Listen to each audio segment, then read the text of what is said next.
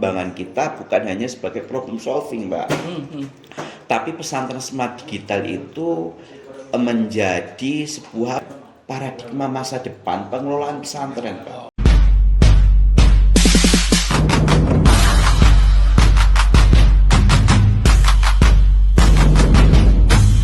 Halo semuanya, hari ini kita akan berbincang-bincang dan bertanya-tanya sedikit nih dengan founder dari Pesantren Smart Digital. Beliau ini akan berbagi kisah inspiratif dan juga pengalaman berharga ya di balik pengembangan sebuah aplikasi revolusioner untuk pesantren. Bagi para pengelola pesantren, episode kali ini pasti akan sangat menarik karena kita akan membahas solusi cara mengelola aplikasi administrasi, manajemen administrasi pesantren yang praktis dan juga berbasis data. Untuk Pak Priyo nih, bisa ceritakan sedikit Pak tentang latar belakang Bapak dan juga perjalanan Bapak dari menjadi santri hingga menjadi seorang pengusaha teknologi. Iya, betul tuh. Menarik tuh, Rom. Kan itu kan menjadi suatu poin yang sangat unik ya. Yang biasanya santri itu kan megang kitab, pulpen, kitab kuning ya gitu ya, setelah. Kemudian beralih menjadi keyboard nih, dihadapkan dengan monitor, coding-coding dan sebagainya. Monggo Ustaz. Pripun itu? Oh, jadi sebenarnya saya ucapkan terima kasih dulu kepada Mbak Roro, Mas Lukman. Kalau kita mengajak seorang santri ya, santri itu kan multi talent. Dia di pesantren terbiasa dengan diajarkan seluruh ilmu-ilmu, baik ilmu dunia maupun ilmu akhirat. Nah, iya Pak. Jadi bahkan di beberapa pesantren itu memang ada yang fokus ke beberapa unit usaha pengembangan, Pak, seperti itu. Jadi menjadi santri itu saya kira bisa menjadi apa saja, Pak. Kalau latar belakang, kenapa kita yang latar belakangnya santri terus saat ini kita fokus untuk pengembangan dunia teknologi, terkhusus di education, di pendidikan, ada pesantren smart digital dan school smart system itu awalnya itu nggak sengaja, Pak. Awalnya nggak sengaja. Bisa diceritakan nggak sengaja? Awalnya ini nggak sengaja bisa jadi nggak sengaja produknya, ya, gitu. Ya nggak sengaja produknya. Tapi kalau basis personalnya sebenarnya saya kan dulu itu pesantren, saya seorang santri di pesantren di Jombang, Pak, namanya pesantren Tebu Ireng. Bisa pesantren Tebu Ireng, ya saya spill biar tahu kita juga tuh sebenarnya santri, basicnya santri. Kita pernah dikirim oleh kiai kita di salah satu lembaga IT seperti itu. Tetapi itu kita nggak belajar, Pak. Nggak belajar, tetapi saya merasa ini kayaknya kebutuhan pesantren yang belum banyak santri menggeluti itu, Pak Lukman. Gitu. Jadi mungkin yang menjadi poin itu Ustadz Priyo ini ditugaskan oleh pondok yang berkecimpung dengan kegiatan IT sehingga ada basic tuh. Ada basic, setelah itu ketemu dengan teman-teman. Nah, saya tinggal cerita tuh saat ini, kenapa kok bisa lahir pesantren smart digital. Ini baru. Nah, ceritanya seperti ini, Mas. Saya tadi mengatakan tidak sengaja tuh seperti ini. Kita itu kan senang untuk sowan-sowan ke pesantren, Pak ya. Kita ke pesantren satu, pesantren lainnya karena basic kita juga santri. Ketika kita sowan-sowan, istilahnya sowan, silaturahmi, itu kita menemukan banyak masalah di situ, Pak. Bisa dideskripsikan masalah saya sedikit deskripsikan seperti ini, Pak.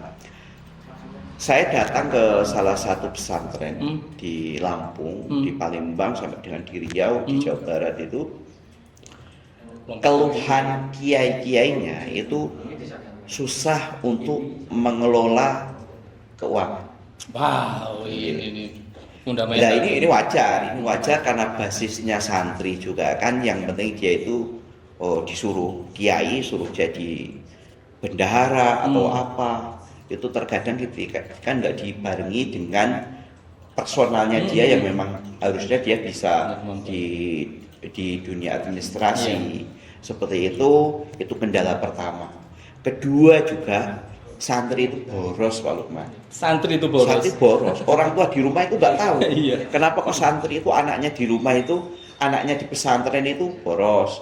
Kata minta ini seperti itu. Pihak pesantren nggak bisa membatasi. Betul. Nggak bisa membatasi seperti itu. Ada lagi yang sering, walaupun ini nggak dialami semua pesantren, ada pesantren itu yang kasus kehilangan uang seperti itu. Terus ada lagi tentang pelanggaran seperti itu. Terus banyaknya wali santri yang request kepada pihak pesantren itu menginginkan pesantren itu selalu memberikan informasi terkait perkembangan anaknya. Oh, gitu. Seperti itu. Gitu. Dari latar belakang itu semua kita dan tim terus mikir, Pak. Ini masalah ini dan kita sebagai santri, kita punya solusi apa gitu loh. Oh, paham. Jadi Kita solusi apa? iya. Dan satu-satunya hal yang bisa kita kembangkan karena kita juga suka di dunia IT adalah kita membuat problem solving dari masalah itu, Pak Lukman. Wow. Nah, Menarik ya. iya, jadi Menarik ya. pesantren Smart Digital itu hadir sebagai problem solving dari dari masalah-masalah yang ada itu tadi. Wah, Iya, awalnya seperti itu. Iya. Tetapi setelah kesini pengembangan kita bukan hanya sebagai problem solving, Mbak. Tapi pesantren Smart Digital itu menjadi sebuah paradigma masa depan pengelolaan pesantren, Pak. Jadi kita itu pengen menyusun PSD itu menjadi SOP, standar operasional prosedur pengelolaan pesantren. Tentunya pesantren yang siap menghadapi tantangan zaman. Itu, Pak. Kita nggak memilih pesantren untuk menjadi mitra kita, walaupun pesantren itu pesantren masih baru atau pesantren yang memang sudah berkembang pesat seperti itu. Pada intinya kita menginginkan PSD itu hadir sebagai jawaban bagi mereka. Karena setelah kita sharing-sharing itu ada beberapa hal pesantren itu ingin mendaftar ke PSD, Pak. Yang pertama ingin menyelesaikan masalah yang ada di pesantren. Yang kedua mulai banyak kesadaran, Pak, dari pemilik pesantren, pengelola, pengurus bahwa zaman sekarang itu kan dunia sudah berubah. Iya, betul. Sudah berubah, jadi mereka membutuhkan keikutsertaan keikutsertaan pesantren dibawa ke zaman yang lebih modern. Seperti itu. Mengikuti zaman. Kita nggak bisa meninggalkan dunia teknologi, Pak, seperti itu. Jadi dengan dua alasan itu tadi, pesantren itu saat ini sudah mencari, dia itu menginginkan pengelolaannya itu sesuai perkembangan zaman. Pesantren itu bisa diam, Pak Lukman. Pesantren boleh jadi dia nggak melakukan apa-apa, dia nggak pengen berkembang.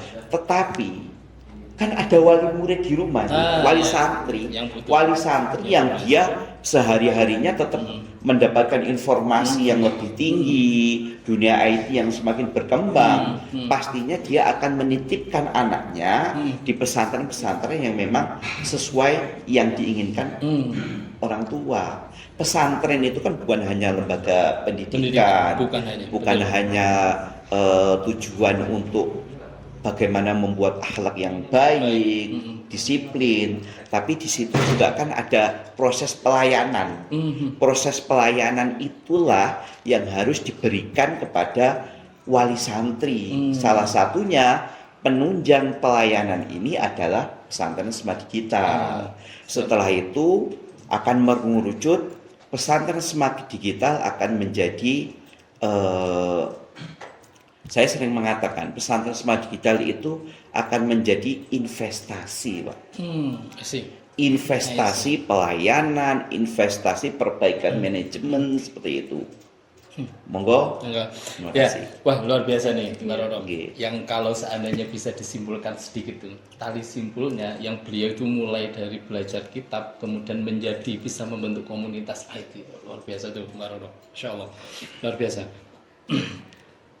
Pak, eh, kira-kira pengalaman paling berkesan yang pernah Bapak alami selama menjadi santri hingga menjadi pengurus pesantren, dan bagaimana sih cara Bapak membentuk visi dalam menciptakan pesantren smart digital itu? Pengalaman kita itu ketika kita membentuk pesantren smart digital itu yang paling berkesan itu kita bisa menyelesaikan masalah yang ada di pesantren, Mbak.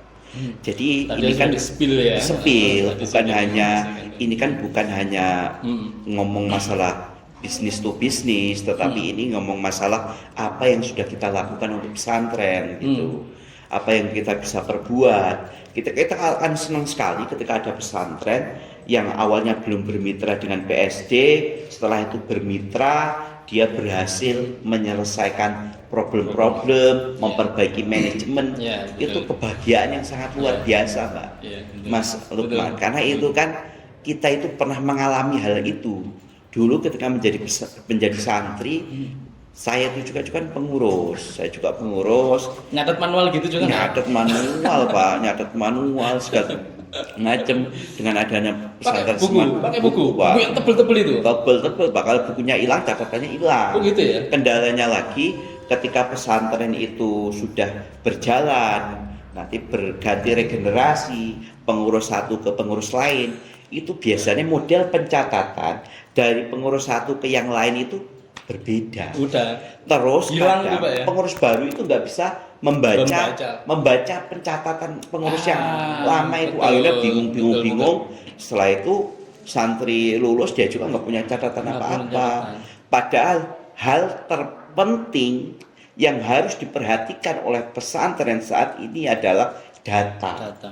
Basis Apapun, datanya. bukan hanya di dunia pesantren, tapi data itu menjadi suatu entitas terpenting dalam menentukan program kerja, dalam menentukan visi misi Ya, ke depan, kebijakan dan sebagainya bisa itu harus dilihat dari data dulu. Betul. Seperti itu.